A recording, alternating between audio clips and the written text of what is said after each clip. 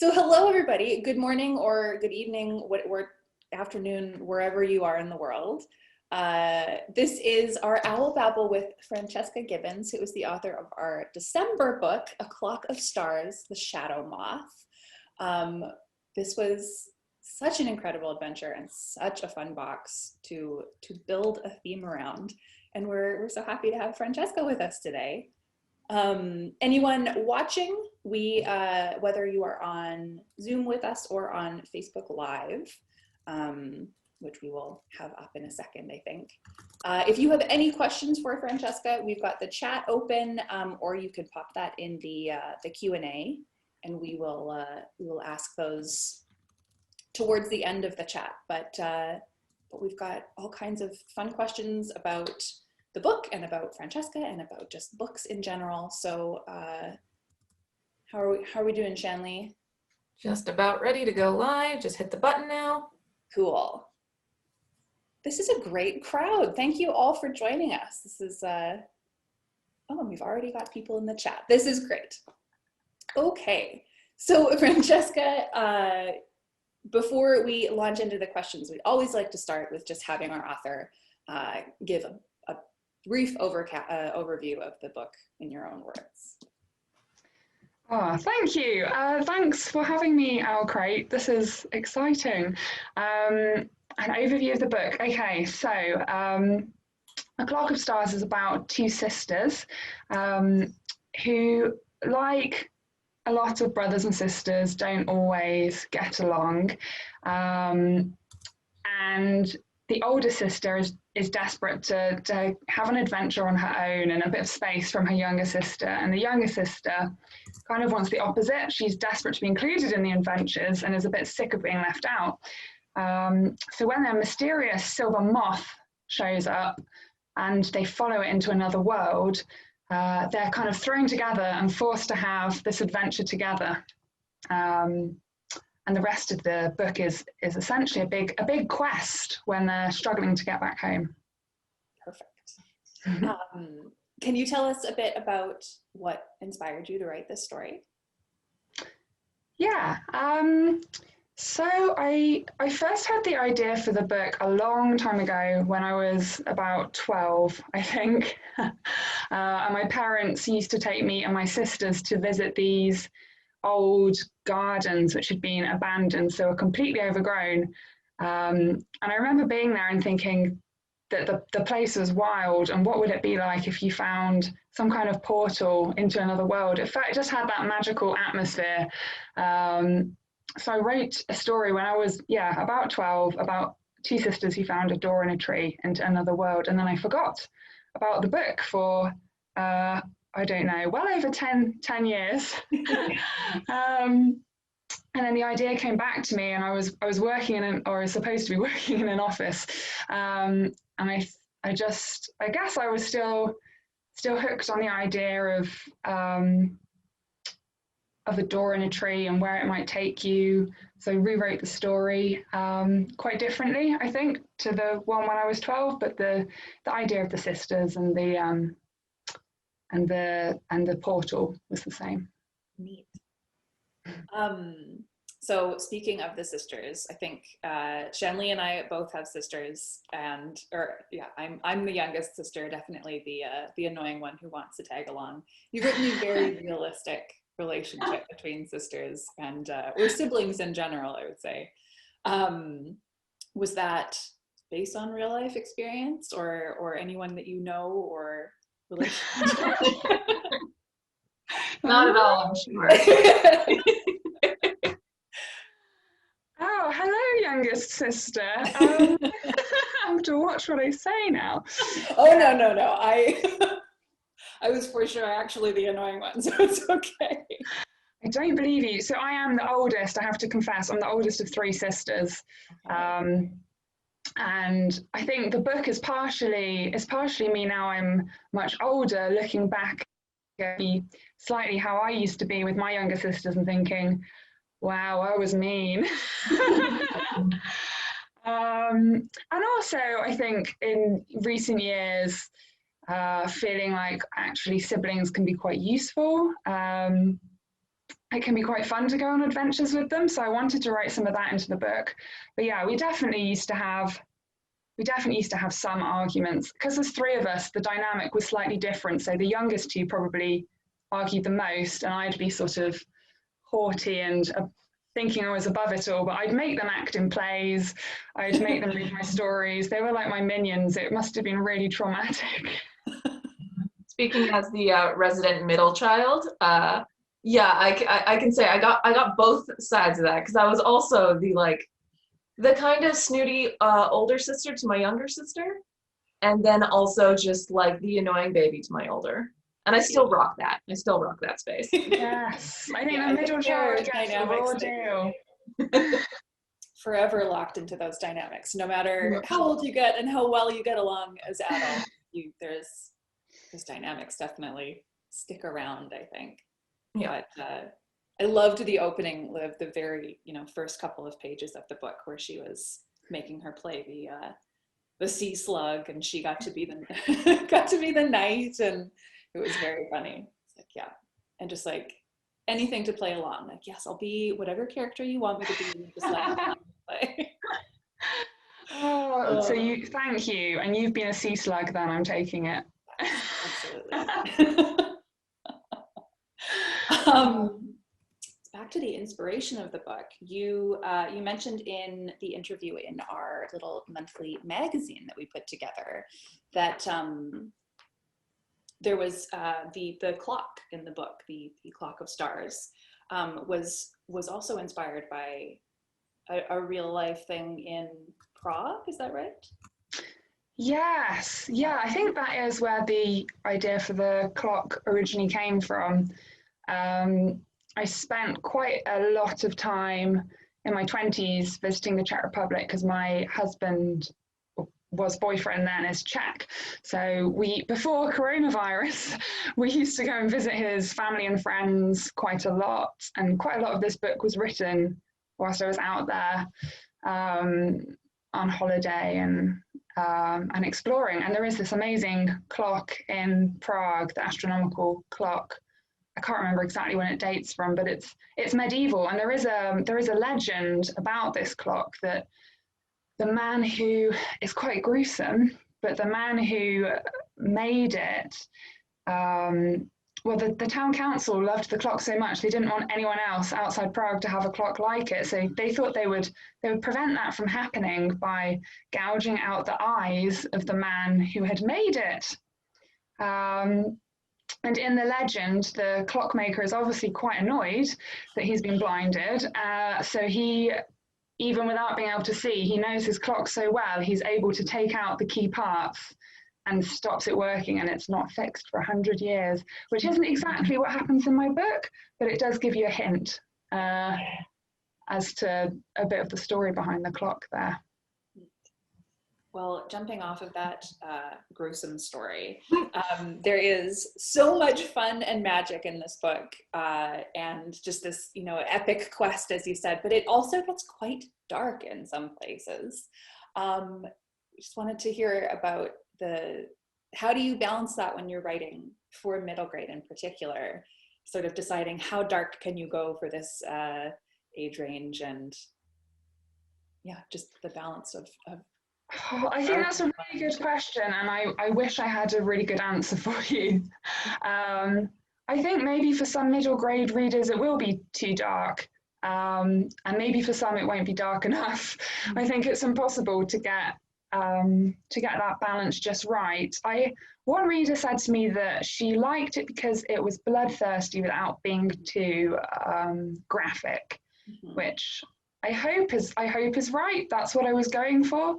But I know when I was a kid, I don't want to upset people. That's not my aim. But I really loved things that were a bit scary, or sometimes a bit gruesome when I was a kid. I remember going to see the Lord of the Rings films, and I must have been about 12, and I was terrified, and I loved it. So a little bit of that is fun. Absolutely. One of our other authors who wrote The Girl and the Ghost, this was one we did earlier this year.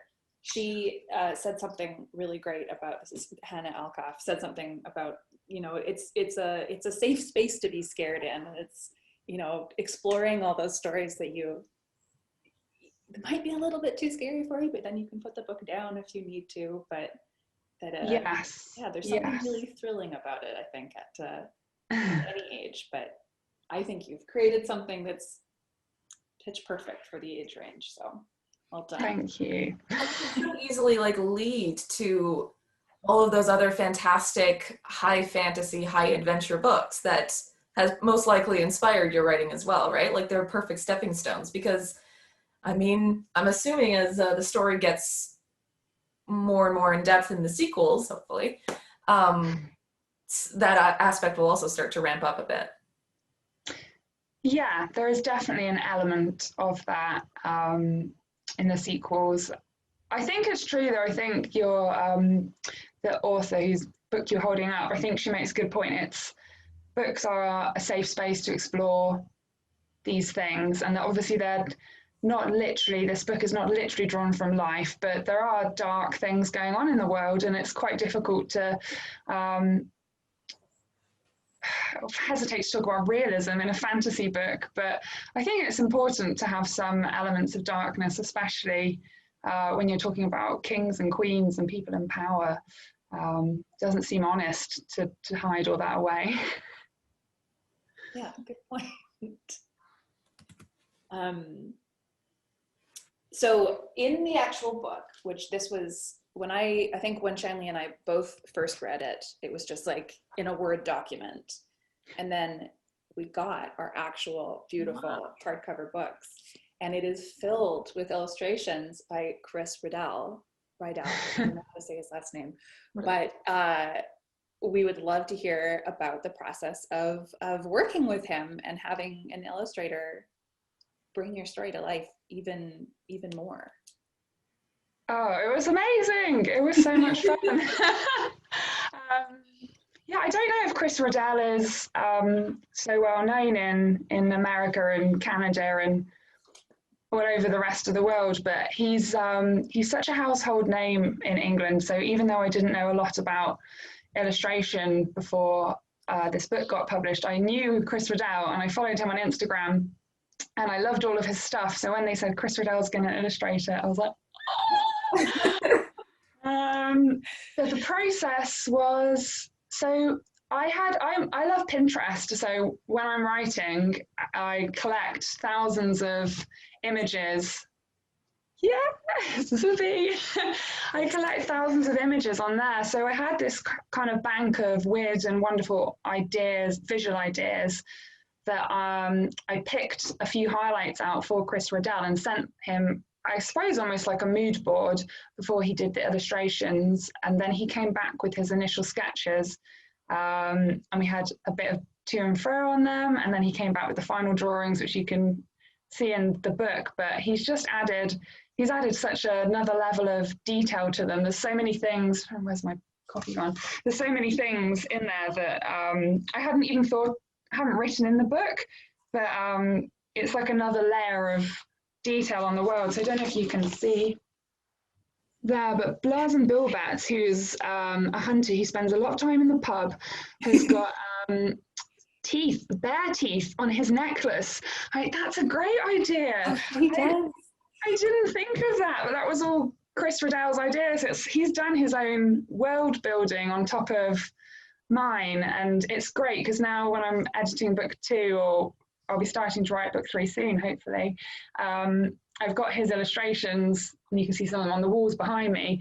So his ideas are then feeding into the next books, which is fun. That's so neat. I have to say, I particularly love the illustration of Zuby. Yeah. So like surprisingly sweet, but also gruesome. But also gruesome. Surprisingly sweet and gruesome. That should be the tagline. And then of course the Shadow Moth up there who kicks the whole story off. Yeah. So wonderful. Well, why don't we ask Shanleigh, do you want to answer a few of these Yeah, there's Allow a one of these few of Q&A. them here that we could definitely do. There have been some questions actually about why moths? Why did you choose moths as sort of to be an important element of the story? That's a really good question. So many reasons. I really love moths. um, I'm assuming this is similar in other countries, but in the UK, I think we've only got something like 50 or 60 species of butterflies, but there are thousands of species of moths.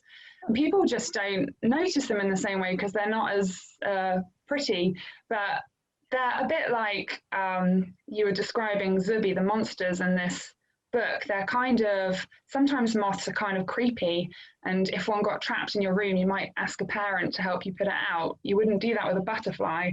So sometimes people are scared of them and they feel monstrous, but also they're really beautiful. And I also like them as a symbol because a lot of moths, not all moths, but a lot of moths come out at dawn and dusk. So that time between day and night, and a lot of this story is also set at night or dusk. So I wanted a sort of in-between character that would, yeah, reflect the shadowy nature of the world, but also the fact that it's a messenger going in between places. It felt like a better symbol than a butterfly, which isn't going anywhere. It's just in the sun all day.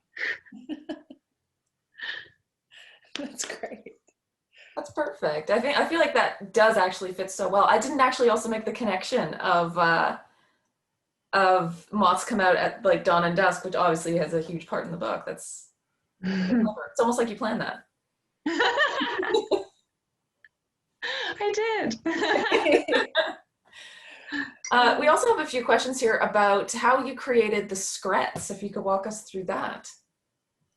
Scrat. I think I do have to own up to quite a lot of Lord of the Rings inspiration here, and the goblins and orcs, but I wanted to bring them a bit more up to date. I think I had the moth in my head maybe before the scrat, and I knew that I wanted there to be some parallels, without giving any spoilers. I knew I wanted there to be some parallels between the monsters and the moth, so I knew that they had to be nighttime creatures. And once you know that, there's some things that nighttime creatures need, and that's really good night vision. So you start looking at animals that have really good night vision. I thought, oh, what if they have these enormous eyes which help them to see better by starlight, and they live up in the top of mountains in these caves. So I suppose again that the enormous eyes would be useful for that. They eat meat, so they need to be able to hunt meat, so they need sharp teeth and claws. So I guess starting to think about the practicalities of being a scrat helped me think up what their physicality would be like as well. That makes sense. I appreciate it. Although I find it interesting that they're not like, I kind of almost expected, knowing that they live so far up north and surrounded by snow, that they don't have more fur to them. But I mean, I guess maybe that's where the orc inspiration came from. Huh? I guess maybe that's where the orc inspiration came from. Yes, and I suppose it would have been fun to make them furry, but I didn't want them to be cute, and I wanted them to be human enough that it's really difficult without giving spoilers, but human enough that again you could see their humanity. But they do. I'd like to say that they do have a huge fire, so you don't have to worry about them getting cold. Oh, that's good. Shanleigh, do you want to ask one more, and then we have a few more of our own questions, and then we can fully open it up to the floor. Yeah, we have another one here of who was your favorite character to write? I really struggle to pick one character. Imogen is probably the one who's most naturally like me, so little thoughts and phrases for her pop into my head quite easily. I do really enjoy writing Aneshka, who's the evil would-be queen. because she's just so naughty. She gets up to so much bad stuff, and there's something quite freeing about writing a naughty character. I do really love Miro, and in the second book, I especially enjoyed writing Miro. I think he surprised me because I'm not really anything like that. He's a character. I definitely feel like he's a character that's really grounded in my imagination rather than lived experience. But yeah, I really like Miro. I have to second that. I absolutely loved Aneshka's chapters because she is just a deliciously evil villain. She's so good to watch. Very calculating. She's fantastic. How do you sort of switch your brain from one character to the other? Because we do actually have chapters from various people in the book. So yeah, how do you switch into another character's voice when you're from going from one to the next? I tend to write them on different days, so that helps. I don't tend to chop and change between them too much. I often find just going back and reading the last few chapters that are in Aneshka's voice or Miro's voice helps me to remember what they're like as a character, and if I'm ever feeling a bit lost with a character, I'll go back and reread stuff.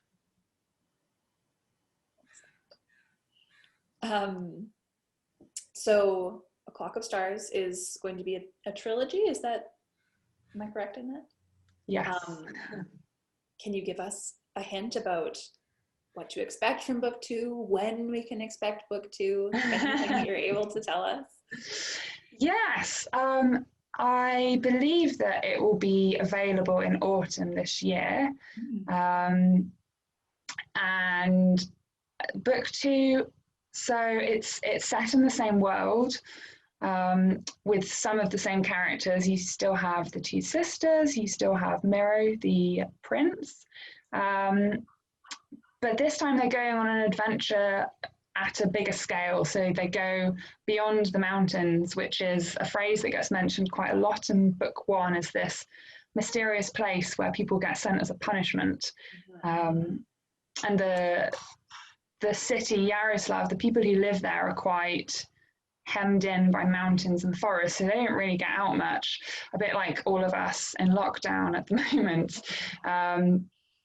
So in book 2, I really wanted to set them free and send them on a quest that will require them to go further than they've been before. Yes, there's the map. So yes, you can, we've really only seen this area for the most part. Yes. So are we going beyond those mountains of the twin brothers that we see there?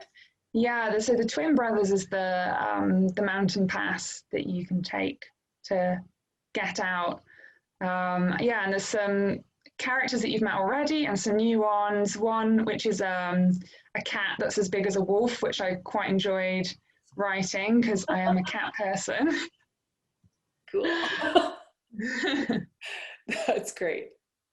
Okay, well, only a few more months to wait, so nearly a year, but that's okay. Can hold on. So we have some people asking about the actual process of writing. This was your debut book, is that right? Correct. So it, the seeds started when you were 12-ish and then sort of were shelved for a bit. And then you mentioned working an office job, and how did you launch into actually writing a book? And I have been writing stories pretty much on and off most of the time since I could write. I didn't finish a lot of them in my teen years, and I remember my youngest sister saying she refused to read any more stories until I'd finished them because she was sick of reading beginnings that never went anywhere. So that was motivation. But I started writing this in my early 20s, and I didn't finish it until I was about 30. So it has taken a really long time to write, partially because I was working full-time as a copywriter at the same time. So I was kind of waking up. A lot of it was written on holidays, again, in the Czech Republic. Probably about half of it was written on holidays. And then half of it was written in the 1 hour space before work. So I used to wake up an hour early and do it a bit like learning to play an instrument, just trying to practice it every day. And I'm not a morning person, so I thought that would be terrible, but actually it was the best part of the day. It did mean I got quite sleepy at the end of the day at work and was kind of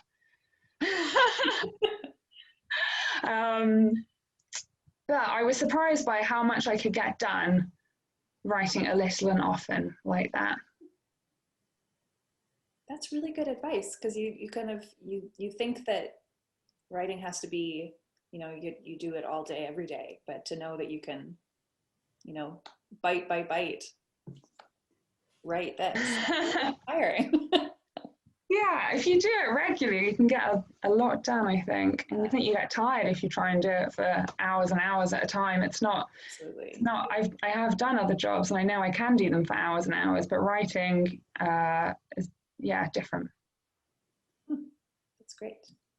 I've just got 2 more questions about books.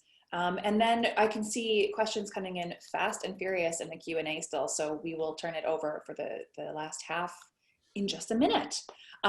So what books did you grow up reading that inspired you to become a writer? I already mentioned Lord of the Rings. Yeah, which I haven't read because I couldn't stand the way you get a family tree at the beginning of every character being introduced. It's like, Aragorn, son of blah, but then I watched the films and loved it. I know I shouldn't say that as a writer. I didn't like the books. The books I did like, I've got, these are really old books. I'm not quite as old as these books. Peter Pan, that was, probably still is my favourite book. I think because it's got that portal, you go through, jump out a window and you fly to another world. I still find that really appealing. And then I couldn't actually find my old copy of The Lion, the Witch and the Wardrobe. I've got Voyage of the Dawn Treader here, which is another one in the Narnia series, but I loved the Narnia books. And I think Peter Pan and Narnia, having those that you can be in your everyday life, going to school, coming home, hanging out with your siblings, 1 minute, and then the next minute you can be in a totally different world. I think that's probably what appeals to me about them. Yeah, portal fantasies, I think, are top of the list for me too. They're thrilling. And then jumping forward to now, do you have any middle grade books that you have read or know are coming out in the next year that you are excited about? So many. There's so many coming out in the next year, but ones that I've read relatively recently that I really enjoyed, I've got a stack of them here. So I did read, this isn't a portal fantasy, but it is a great adventure, The Girl Who Stole an Elephant, which is by Nizrana Farouk, and it was such a great adventure. I think the title is really, it says it all. The girl steals an elephant. She's up to no good all the time, but when you read it, you can see why she's stealing elephants. It makes sense.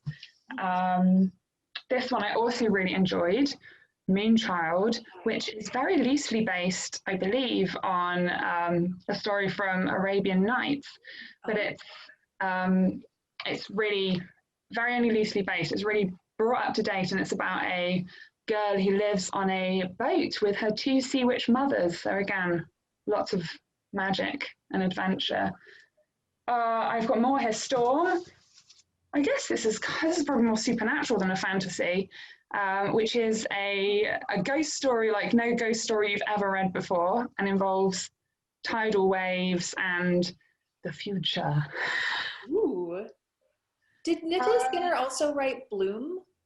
She did. I haven't read that one yet. I want to, because I enjoyed Storm so much. Yeah. It's got a really angry main character. I think that's partially what appealed to me. Yeah, that's a big part of the reason we loved Imogen as well, is that she was so frustrated all the time. She has got some rage. It's one of my favorite things with middle grade characters currently is getting characters, specifically girl characters, allowed to be angry. Yeah. It's like, it's a big thing for me, and I really appreciate it when it can happen. So thank you again for that. Good to know there's more out there too. Yeah. And I also loved Marie, and I loved that she, like, you really get to know Marie more and more as the story goes on. And she's not, you know, just the tag along. She's got important things to say. And I think Imogen realizes that as well along the way. Yes. Yes. Yeah, in some ways she's a big baby. In other ways, she's the more mature sister, I think. Yeah. Oh, I'm so excited to actually like dig in and fully reread it with the pictures and everything, because I read it so many months ago and I was trying to refresh my memory on everything last night, and I was like, you just need to reread start to finish. It's a lot to reread. You can just look at the pictures if you want. I'll do both. Well, let's turn it over to the audience because they are asking so many questions here. So we have a lot of questions. People are very curious about who's going to show up in the sequels. We have a lot of questions of, are we going to get new allies? Are we going to meet new people? But then also, is Ochi going to be there? Is Aneshka going to be there? Is Zuby going to be there? You've made some characters that people are pretty big fans of, I'm thinking.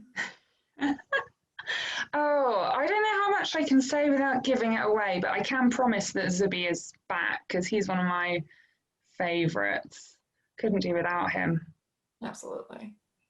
But there are some new characters, and I think partially because they've gone beyond the mountains, so because they're going to different kingdoms, there are going to be different creatures as well.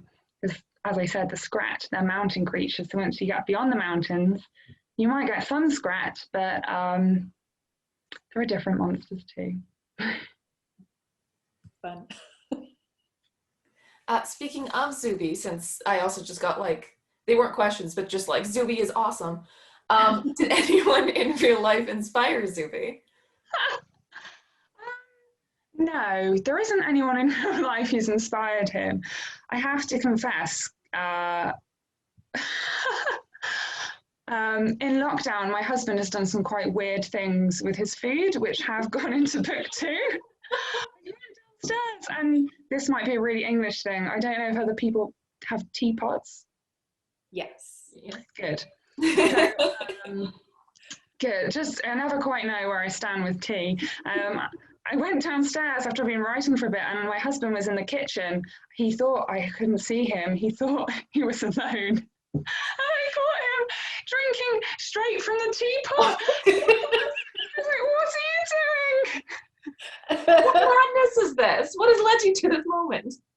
I don't know. I've been alone for too long, I think. I was like, that's kind of thing that Zuby would do. I need to put that into book 2. Oh, yeah, I think the barriers of the things that you do in private have really been broken down over the last year for those of us living in very close quarters with other people. This is true. Yes. Yeah. Oh, you know, we actually haven't talked about the things that inspired even the theme of Winged Beasts, which is the Velicors.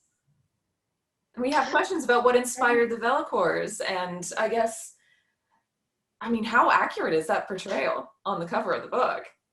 I'm curious. I'm loving the colors, but I actually don't remember if in the book you described their like colorful plumage. I think I do mention them being colourful. They're quite big birds, so I think they can get away with they don't maybe need to camouflage themselves as much as a pheasant or a partridge, because you'd have to be a big predator to take on a Velicor. But I didn't. There are details on here that Chris Riddell has added that I didn't have in my mind. So I mean, what the hell are those little dangly things? I don't know what they are, but I love them.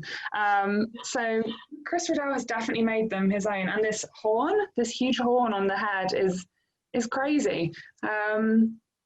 I don't know what the inspiration was. I don't have a memory of a particular thing inspiring them, but I think like a lot of children, I was obsessed with flying when I was again, back to the Peter Pan idea, and I still have a lot of dreams about flying away from things or out of windows. So I knew that I had to have something that could fly, and that's where the Valakors came from, I guess. It with the scene that we meet them in reminded me of Alice in Wonderland and the croquet game with the flamingos. Yes. They're sort of like peeking through the garden at them and seeing them in their habitat. I loved it. Yes. Yeah, I think some of that might have subconsciously gone in, because you're right, there's a definite parallel there. Yeah. Well, But they don't get the used. Valakors in the sequel as well. They're not in book 2 at the moment, but I am missing them a bit. I'm considering bringing them back for book 3. I mean, they're a pretty big mascot. Look at those. They are. I mean, and they can fly, so it would be a shame. So I actually also have a question that someone else has answered, so I'm going to ask this one next. I loved the different names you have in this. They're so fun, not only just like to read, but to say. Like, I could probably say Lufkinia Lolo, like, for the rest of my life and be very good. And like Blazin' Billbats. Where did you come up with the names for these? These are truly exceptional. Some of them are made up, and just enjoying alliteration. Like you say, with Lofkinia Lolo, it just sounds fun. Yeah. Some of them are stolen from the Czech language and have been tweaked so that they are slightly easier to pronounce for an English-speaking audience. So I'm trying to think of a good example. And it's not, none of it is grammatically correct, and a lot of it wouldn't show up properly in Google Translate because I've fiddled with it. But so Zhal, for example, or Zal, as some people might be saying it, the sadness that is lying over the kingdom where the trees don't grow properly and the animals are all suffering. So Zhal in Czech means heartbreak or sorrow, and I just thought, that's such a good word. That's exactly what I need it for. And again, I can't explain why that's so perfect without giving a spoiler, but the heartbreak element of it was quite key. So there's a few words like that. So yeah, definitely going back to the Czech Republic, because with the astronomical clock, which I have seen before. Is the look of the clock also similar to that of the astronomical clock for anyone who wants to Google that? Like, so we can get an idea? I think it's a lot smaller, the clock in the book, because the astronomical clock is massive. But you will see if you Google it. Yeah, there it is on its little plinth. It's tiny. The astronomical clock does have, if I remember correctly, it's got, I think, the 12 apostles and various figures that come out of a hatch at different times of the day, and the devil, and a few quite racist characters which are very old.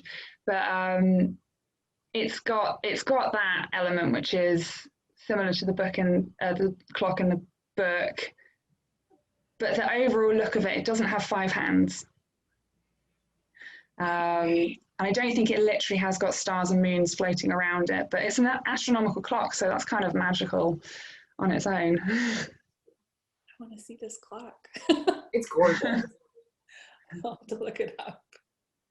I have another question here. What was your favorite part of the book and your favorite part to write? Oh, I did really enjoy writing the Valakor scene. So the scene that's shown on the front cover, that was fun because flying is one of my favorite fantasies. Writing it is kind of like a way of the closest I'm going to get to living it, I think.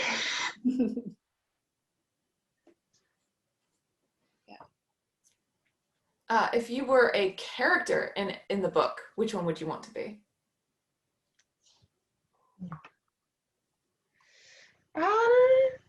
I maybe would stick with either Imogen or Marie. I think it would be nice. It would be nice to be Marie because she's quite wise, and she's allowed to be, because she's the youngest, she's allowed to be out and out afraid. So I'd probably go with Marie, I think. That makes sense. Personally, I think I'd want to be, I would want to be Aneshka just because I like doing villains. And I think like she just has fun with it. And I'm excited to see where she goes with that. So that would be me. I don't know if I just like describe myself too much there, but there we are. Are you planning to kill any children? I mean, okay. Today. Yeah, she's definitely, I hope she's got her appealing side as well as being pretty evil. Yes. Yeah. We didn't get to meet her for a while in the book too. She was maybe 100 pages in or something. And I remember reading it for the first time and being like, kind of sitting upright, being like, who is this? Yeah. Oh, so many great characters. What was it? Reed is asking, what will the next book be called? Is that something you're allowed to reveal? Well, no one's told me I can't. So I guess I can. And I've already actually mentioned it today. The next book is going to be called Beyond the Mountains. A very apropos. Oh, cool. Clock of Stars Beyond the Mountains. Well, that's very exciting. We also have a couple more questions on writing here. Have you written any other books beyond A Clock of Stars? And if you have any advice for new writers or young writers? I have written other books as a child. I've been writing this book for so long. It's the only one I have written as an adult. It's, yeah, lucky that the next one's been a lot faster. And advice for young writers. I do think doing a little bit and often is probably quite a good thing to try, and not put too much pressure on yourself to think that you have to sit down and do it all in one sitting.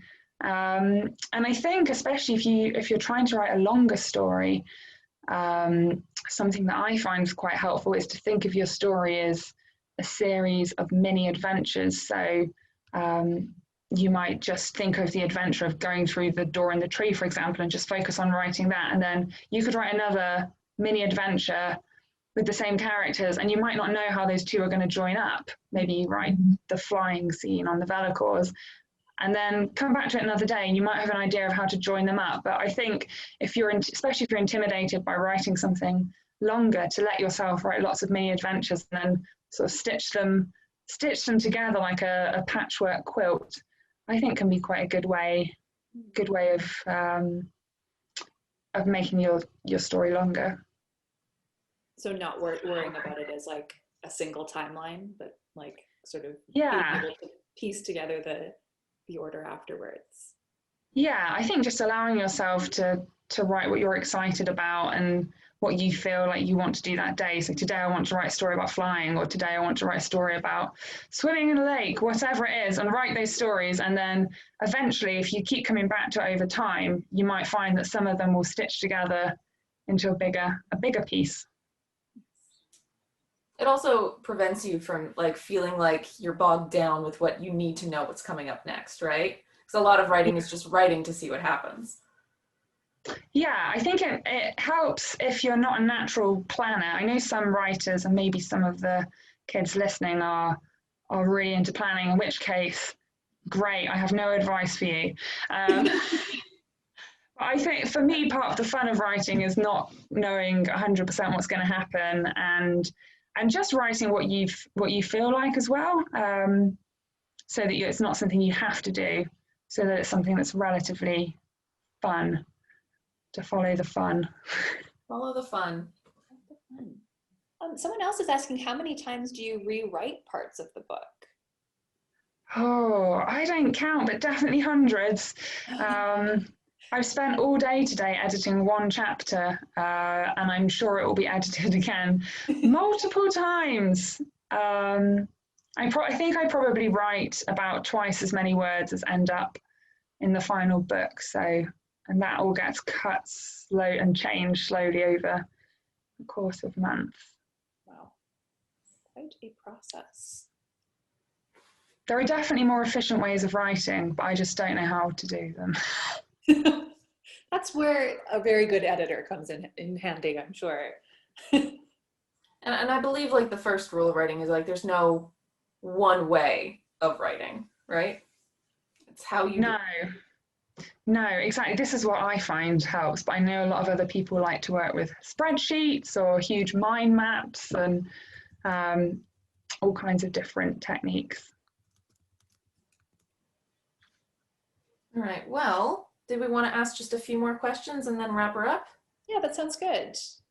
All right, well, Reed again is asking about the different creatures in the books and if we'll be seeing more creatures in the next ones, and also Rory is asking which one is your favorite monster? Of all the monsters?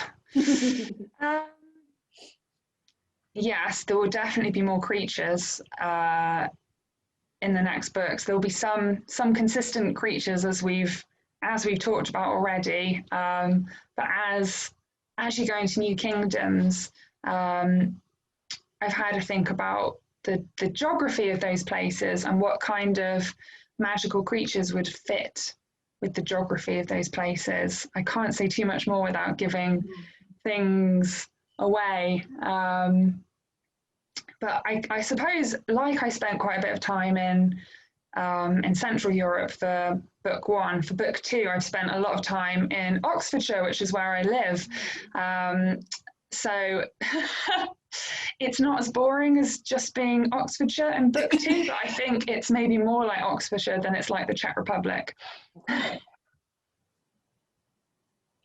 All right, I'm already getting ideas about what that means, and I'm very excited. We had a couple people write in who aren't able to actually join us live today on Instagram. So Hidden Reader was asking, which fictional work would you like to visit? Oh, it's definitely Peter Pan. I would love to go to Neverland. I don't know what it's such a problematic book in so many ways, but there's still that draw to this floating island with all the colours and things endlessly going around. Children chasing pirates, chasing mermaids. I find it really appealing. Yeah, and a land ruled by kids, which is always. Yeah, it feels completely free of all responsibility. I think Neverland. I think that's the fun and also slightly creepy side. I think it's easy with Disney to underestimate how dark it is. I mean, the Lost Boys are dead children, so there's something quite morbid about the whole thing, which I seem to find appealing. I mean, not just you, as evidenced by the popularity of it, right? Yes, yeah, definitely. The popularity of people who enjoy the book will definitely enjoy that darker side of it. I think it's the film that films that maybe don't quite do that justice, and the creepy Peter Pan character who he kind of wants to keep complete control and keep everyone to himself and not let them go back to their families. But at the same time, he's great fun. Yeah, it's this very interesting line he walks there, because as a child, Neverland was always a place I wanted to go to as well. Like Peter Pan was one of the first stories that I really fell in love with, and then you become slightly more disillusioned as you grow older. But there's always this like element of dark that is just really cool about it. Yeah, I think so. I mean, and it's also really well written. So it's even when you revisit it as an adult and realize that there are problems with it, I still really enjoy a lot of the writing about the stars in that book. I think that's partially what was in my mind with A Clock of Stars. There's a bit where I think Peter Pan's at the window and one of the smallest stars warns him, like, watch out, Peter, the parents are coming back. And I love that interaction between children and the stars. I just think that's really fun. Which definitely showed up in the story. I had some questions about the stars as well, but looking at the chat, there was a handful of people that had just started it and didn't want the spoilers, so I'm gonna let that lie. But I really loved that element of the stars also being involved in the story, but we're not too sure to the degree or what they know, what they see, and I just a comment of I really enjoyed that. Thank you. Well, to everyone watching, we have just a few more minutes left. So any last minute questions, you can get them in now, but we will be wrapping things up fairly soon here. Yeah. Another one from Instagram. You mentioned you mentioned Peter Pan as a childhood favorite. Does that still remain your favorite book to this day? Yeah, I can't move on from it. I'm still 12. I'm still 12 in my head. Yeah, because I read it. I used to go every year to see the play for my birthday every year. I think I read it most years. I made a whole class of my sister's schoolmates put on a production, poor things, of it once. I mean, like, the obsession with Peter Pan is unnatural. Who did you play in that production of Peter? I was the director, of course. Of course. How very older sister of you. Exactly. Terrible. I must have been really bossy, but I had great fun. Oh. Well, Shanleigh, are there any other questions that we haven't gotten to yet that are not? There's just a couple questions, but some of them are like slightly spoilery. Yes. So, yeah, anybody who's asked a question, we are seeing them here, but there's a couple that we're not going to ask just because we don't want to ruin anything for anyone who hasn't gotten there in the story yet. If there's any spoiler questions that people would really like to know the answer to, you can always direct mail me on Twitter and I will tell you. Oh. That's great. Good to know. Right. All right. Well, we are going to wrap it up there for the day. Thank you to everyone who tuned in and asked all of these great questions. It's so much fun to actually get feedback from the people watching and who've read the book. And Francesca, thank you so much for spending an hour of your evening with us. It was such a treat to get to actually talk to you and pick your brain about all the wonderful elements that made this book. Oh, thank you for having me. It's been so much fun. And thank you for everyone who's joined, because I haven't met many readers yet. So it's really exciting to have these interactions with people who've read or who might read the book. I hope you all enjoy it. Yeah. Well, I'm hoping that you can meet people for when the sequel comes out, and hopefully we'll have this pandemic a little bit more under control so you can meet all these great readers. That would be amazing. I would love that. Well, we are so excited for book 2. We can't read it, or can't wait to read it. Anyone who's watching who didn't get a copy of this book, we have this beautiful OwlCrate Jr. exclusive signed edition. There are some available still in our shop. We've got full boxes as well if you want to scoop that up. Yeah, thank you for spending this time with us. We will see you again next month.